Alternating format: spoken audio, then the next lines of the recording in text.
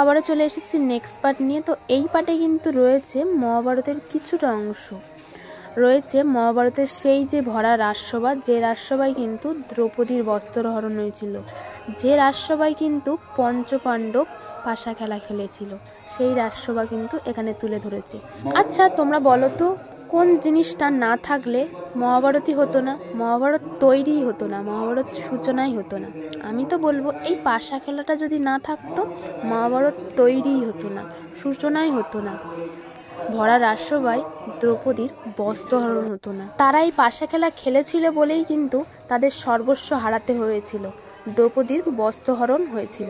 কারণ এই পাশাগুলো কিন্তু শকুনির কথা মতন চলতো, পঞ্চপাণ্ডবের না। আর এই পাশাগুলো কিন্তু নর্মাল পাশার মতন ছিলই না।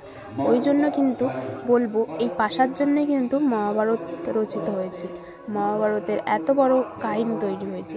তো তোমাদের মতটা কমেন্ট সেকশনে অবশ্যই জানিয়ে যেও। তো নেক্সট পার্টের জন্য কে কে অপেক্ষায় রয়েছে কমেন্ট সেকশনে জানিয়ে যেও। যাই হোক, ভিডিওটা এটুকুনি ছিল, বাকিটা নেক্সট পার্টে। টাটা।